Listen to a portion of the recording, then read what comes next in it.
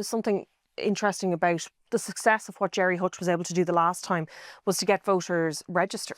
So he has a lot of time now, again, to be able to do that, to get more people on board that mightn't have been on the register the last time, to get, to get his support. So he has time.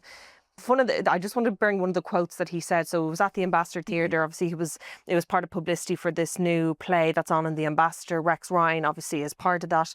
And it's about the monk's life. But one of the things he was asked, what would he be doing differently? And he said, it'll probably be the same as the last one, but there will be a few extra things, obviously. So the same but different. Will you have a running mate?